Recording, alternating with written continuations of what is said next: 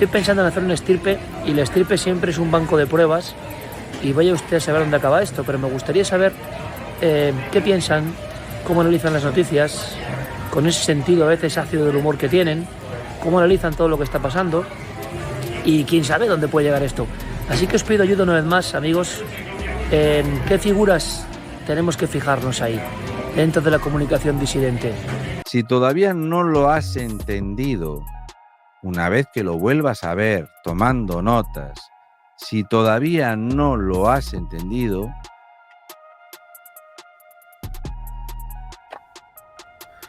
la culpa no es mía.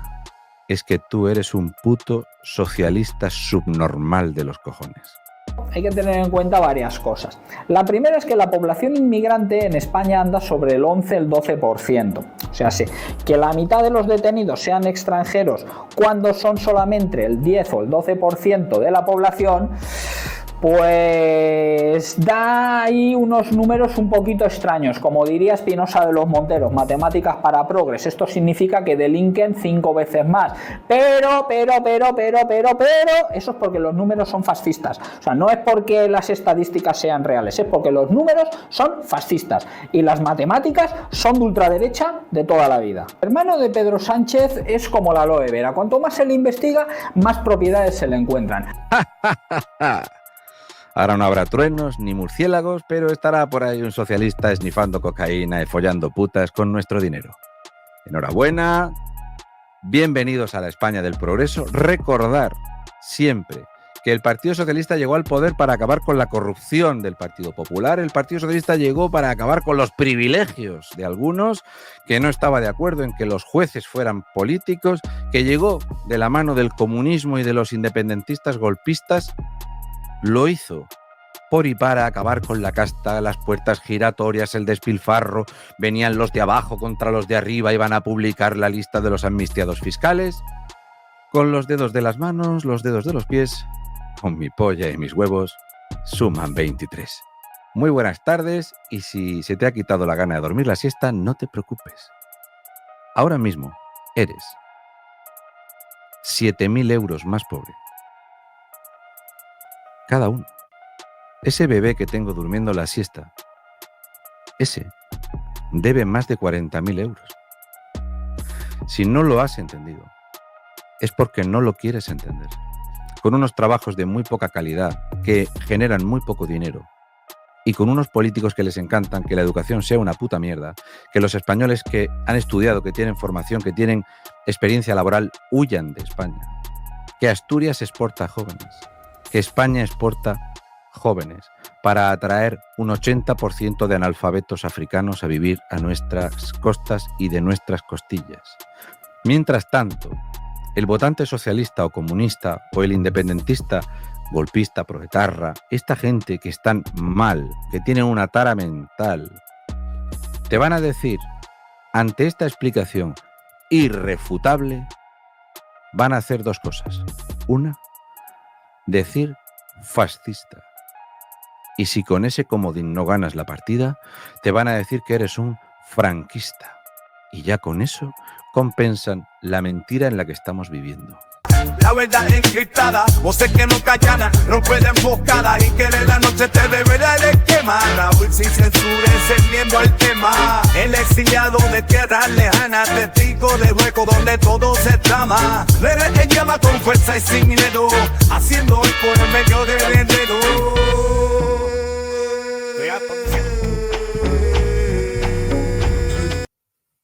La gente como yo que ya tiene cierta edad, ya no necesitamos estudiar historia, la recordamos. Viendo la dificultad manifiesta que supone y viendo las peticiones que me han hecho de que hay muchas personas que es que no entienden los números, no saben leerlos y no se hacen cargo de qué es lo que llevo explicando durante más de 4 años. Y entonces, bueno, por cuestiones de espacio, aquí no puedo poner la pizarra que utilizaba en 2019 para dar charlas y que alguna vez he utilizado poco después. Y aprovechando que es una buena hora y que esto es lo típico que te pondrías para dormir si no te gusta ver ciclistas, voy a intentar explicarlo utilizando la forma más sencilla que conozco. Os explico. Normalmente, durante estos últimos 4 años y medio, os he ido haciendo vídeos explicando cosas que parecen relativamente sencillas o mínimamente sencillas de entender.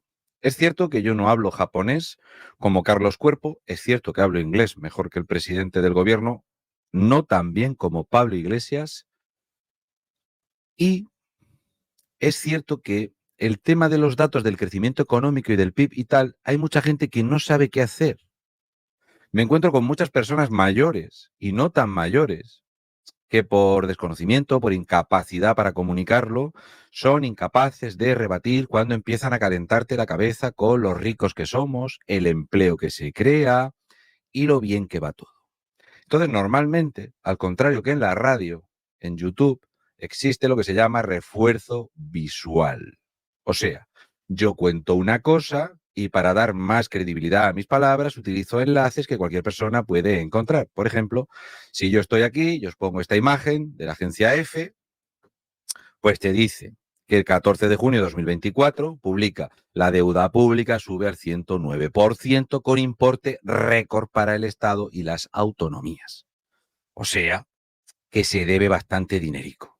Estas noticias no gustan tanto como ver TikTok o, no sé, el Sálvame o lo que sea que haya ahora.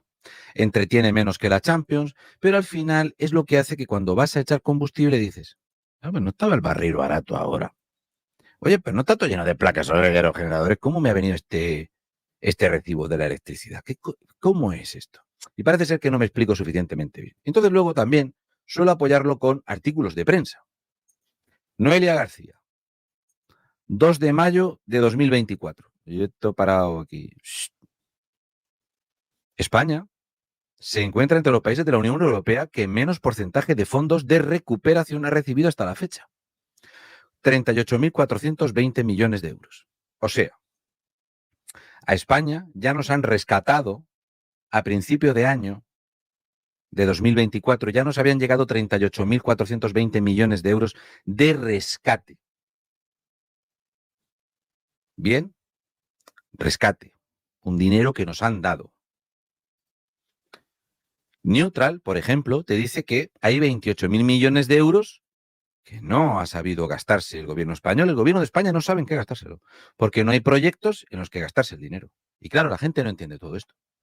El tapón de los fondos estructurales europeos, ¿no? La gente no entiende lo que son los hitos, no entiende es cuando tú firmas un contrato que dice, no, estoy obligado a cerrar el año 2024 con una deuda inferior al 105.7% del PIB. El español hace así. Pues a mí me gusta más la Mao Verde que la otra. ¿Y a ti qué te gusta? No, a mí me gusta la Boldam. Ah, muy bien. Esa está muy fuerte, ¿no? Es así, el español es así. Es tal que así. No os preocupéis.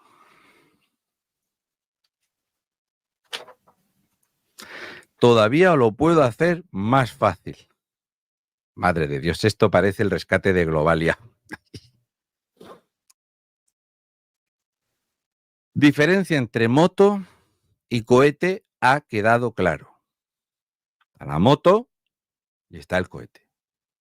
Y yo he dicho, os voy a explicar la diferencia entre la moto, el cohete y la ruina. Bien. Si hacemos una impresionante regla de 3 y contabilizamos el crecimiento del PIB como el 100 y contabilizamos la deuda como la Y a despejar, nos saldría 1,563%. O sea, España, desde que Pedro Sánchez es presidente, para crecer 1 euro, España se endeuda en 1,563 €. 1,56 € para redondearlo. Aunque los combustibles, cuando se habla de cifras muy grandes, es muy importante este primer dígito porque estamos hablando de mucho dinero. Así que la moto en España es que para cada euro necesito 1,56 €. Si le ponemos 3 ceros, para 1.000 euros necesito 1.563 € de deuda. ¿Conocéis alguna familia, algún trabajador que funcione así?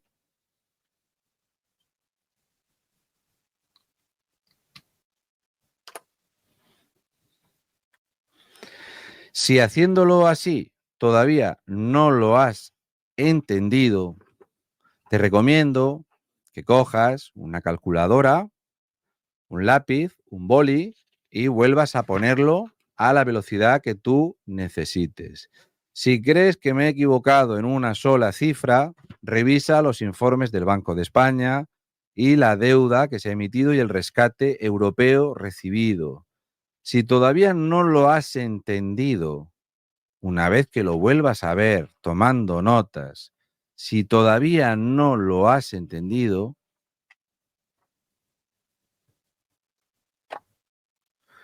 la culpa no es mía. Es que tú eres un puto socialista subnormal de los cojones. Así que... ahora no habrá truenos ni murciélagos, pero estará por ahí un socialista esnifando cocaína y follando putas con nuestro dinero.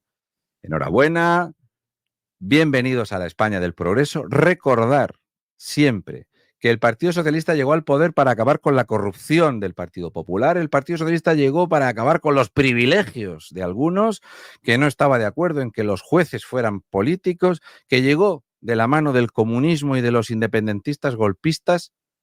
Lo hizo por y para acabar con la casta, las puertas giratorias, el despilfarro. Venían los de abajo contra los de arriba, iban a publicar la lista de los amnistiados fiscales.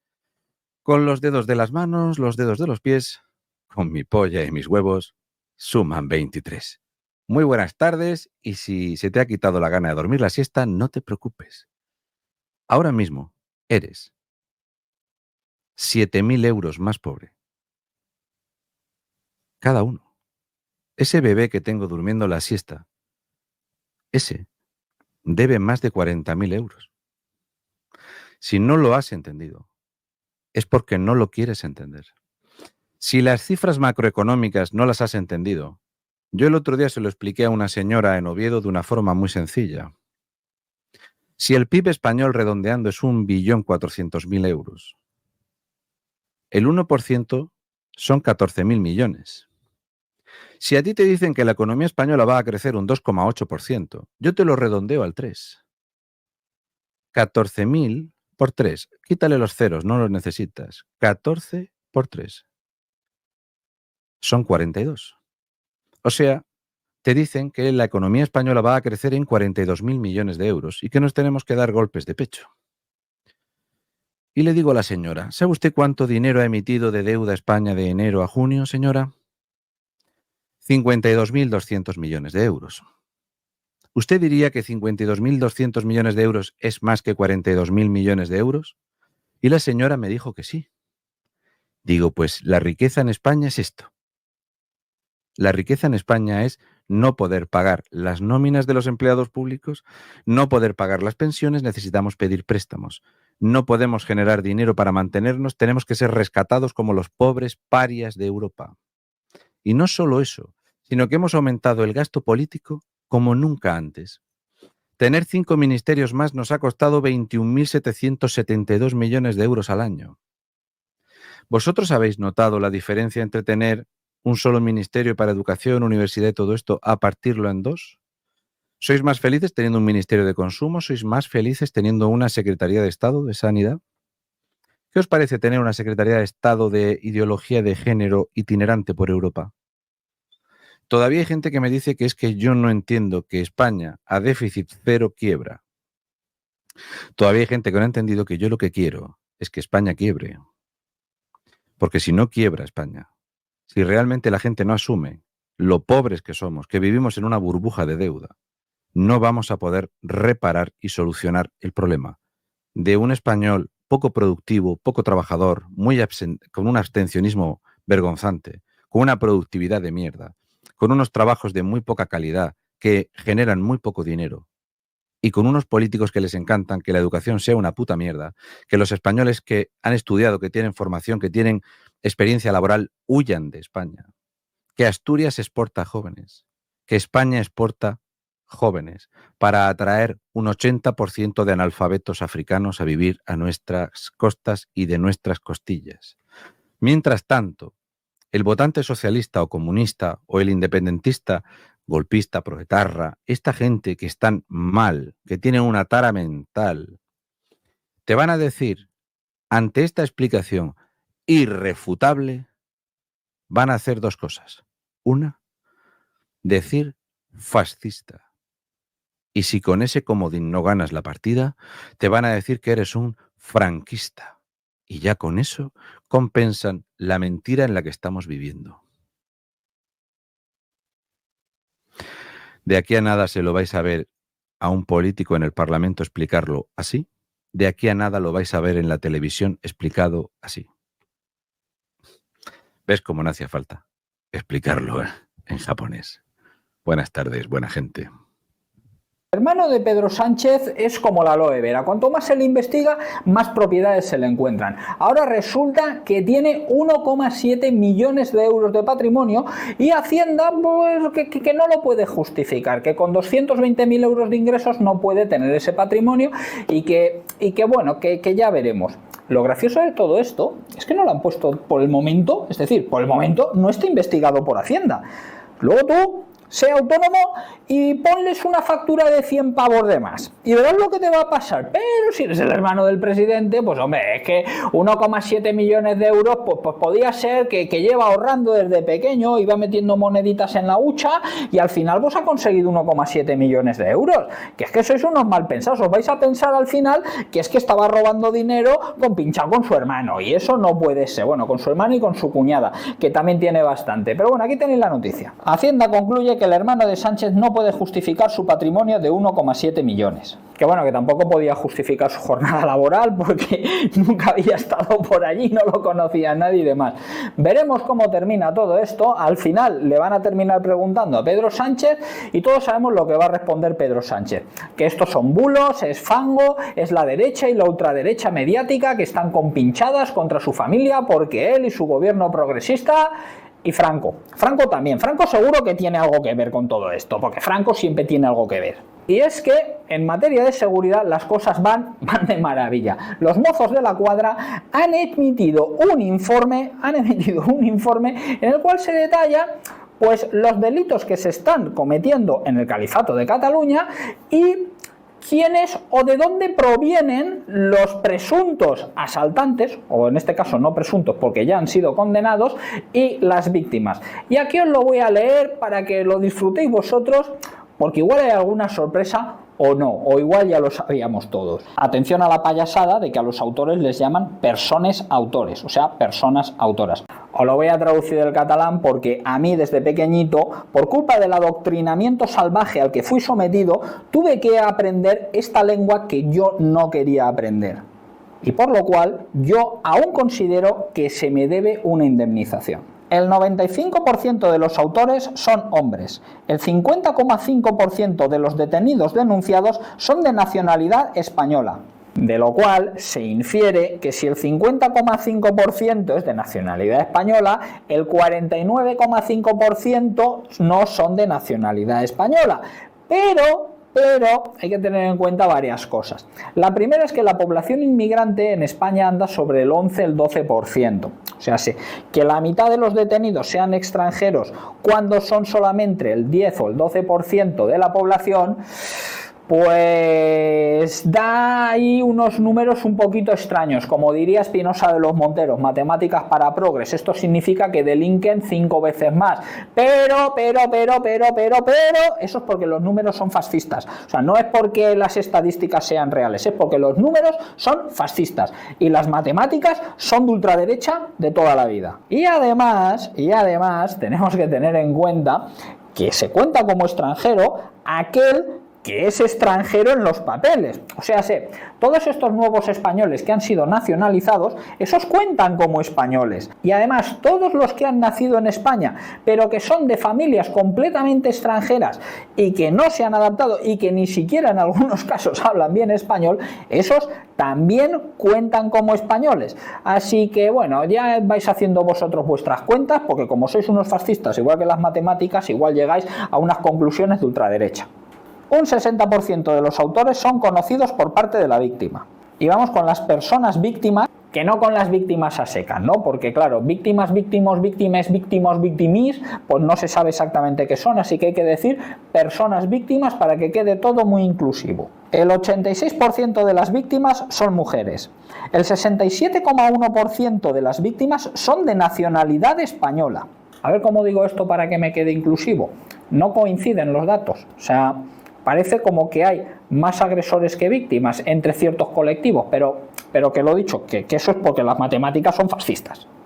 Y vamos con un dato que a mí me parece terrible. El 35,8% de las víctimas eran menores de edad y de estas la mitad tenían menos de 13 años. O sea, sé que el 18% de las víctimas de agresiones contra la libertad sexual eran menores de 13 años. O sea, sé niñas.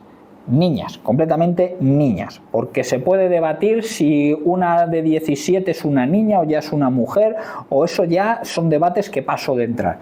Pero de 12 años, tío, de 12 años o menos, ¿eso qué es? Pues eso es multiculturalismo. Pero ahora vamos con otros datos que también molan mucho, que son los de robo. Mira, mira, robo con violencia y o intimidación en 2023. Personas autoras. El 89,7% de las personas autoras son hombres. Incluye detenidos y denunciados. La edad media se sitúa en los 28 años. El 35,5% son de nacionalidad española. O sea, que según las matemáticas fascistas y xenófobas, si el 35,5% de los autores son de nacionalidad española, significa que el 64,5% no lo son. Pero ahí, una vez más, no están incluidos ni los nacionalizados ni estos nuevos españoles que han nacido ahí como setas y que, bueno, pues que son nuevos españoles y que te acostumbres, tío, porque si no, pues eres un fascista. Ah, no, esto no es cuestión de fascismo. Risita, risita, risita tú. Y vamos con las personas víctimas. En el 58,3% de los casos, las víctimas son hombres. En un 66% son de nacionalidad española.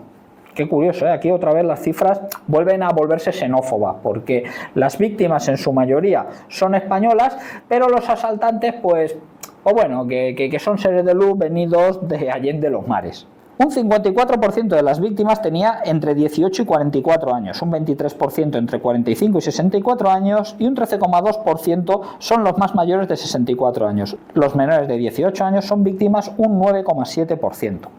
Porque asaltar a un menor de 18 años no suele ser muy rentable. Pues esto es lo que hay ahora mismo en el Califato de Cataluña y muy pronto en el resto de España, porque vamos por el mismo camino, y es que Vox ha denunciado lo siguiente. Vox arremete contra la llegada de 90 subsaharianos a Palencia. La formación política destaca que supone un riesgo de incremento de la inseguridad y de la delincuencia con frecuentes enfrentamientos entre ellos mismos.